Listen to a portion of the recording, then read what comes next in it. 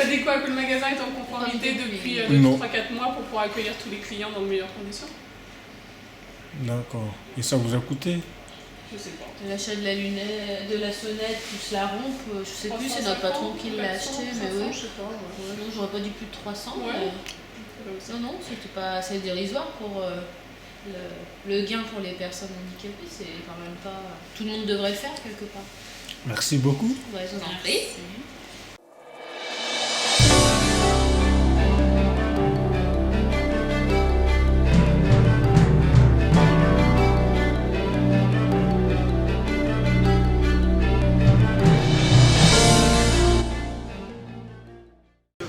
Ça aide à faire le chèque quand l'handicapé arrive à la caisse pour payer. Voilà.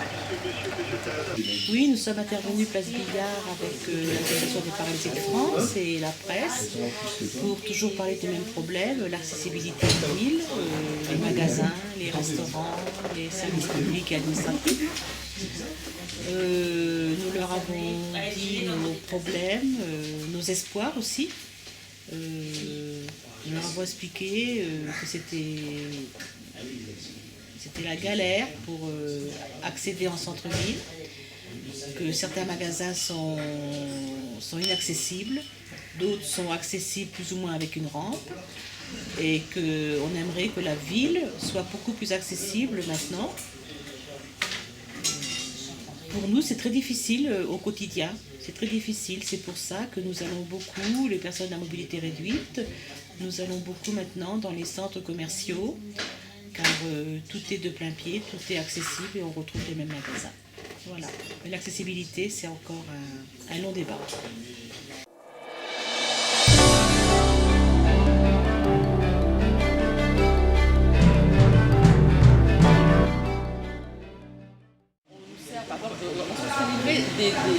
se fait des commandes sur internet.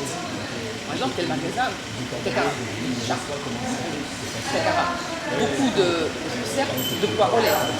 Donc, il n'est pas accessible. Il y a une sonnette. Alors vous arrivez, vous sonnez, on vous livre dehors, mais on peut pas rentrer, quoi. Je veux dire, même les points relais, si on se sert d'internet, on se sert beaucoup d'internet, soit il faut payer un supplément pour être à domicile, égalité. Si on veut se rendre dans les points relais, ils ne sont pas accessibles. On nous sert dans la rue, mais alors s'il fait beau savon, mais s'il pleut, alors on est là. Bon, comme je dis, c'est les fauteuils et les chats dehors, quoi. Non, bah voilà, non. Alors je vous dis pas aussi quand on part en vacances, alors là on a de grosses surprises parce qu'on nous dit que tout est accessible, mais quand on arrive, dans la réalisation c'est pas la même. C'est où les toilettes, ou la chambre, ou le gîte, ou enfin voilà, hein, c'est pas toujours non plus parce que les gens pour eux accessible, oui c'est accessible, mais une petite marche ou une marche, voilà. Oui, tout de suite ça devient. Parce que dans le neuf, ils sont venus quand même sur l'histoire des immeubles de plus de 3 étages avec plusieurs ascenseurs. Ouais. Donc là, ils sont venus dessus, ça veut dire qu'au-delà, c'est combien la règle? Avant, c'était obligatoire, un ascenseur obligatoire à partir de 3 étages, et maintenant, c'est au-delà de 3 maintenant. Au-delà de 3. Et même dans du neuf. Donc, ça veut dire qu'on va avoir un ami qui est dans un logis de la famille à Paris, dans un immeuble, il est le 5e. Je ne peux pas y aller. Enfin, bon, c'est une vieille construction, je comprends. Mais si c'était une nouvelle, ce serait la même chose. Et la plupart du temps, les promoteurs, maintenant, ils font plus que des 2 ou 3, même jusqu'à 3 maxi.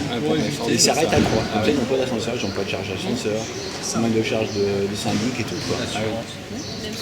Et ça, la loi a été changée récemment, en fin décembre. C'est fin décembre que ça a été changé. Et ça a été modifié. Donc là, on est reparti encore pour des bâtiments construits à l'heure actuelle. On a pour 100 ans, de 50 et 100 ans. Le rez-de-chaussée, on peut se dire, effectivement, le rez-de-chaussée, ça va être accessible. Sauf qu'il y a une question de sécurité.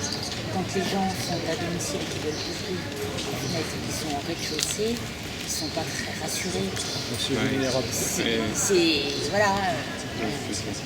Et du coup, un premier étage ou un deuxième étage, bah déjà, est plus sécurisant. Voilà. Et s'il y avait une panne d'ascenseur, ce qui peut toujours arriver, l'étage, ça descend, pas forcément avec de l'aide, mais il y a beaucoup de gens qui préfèrent être plutôt à l'étage.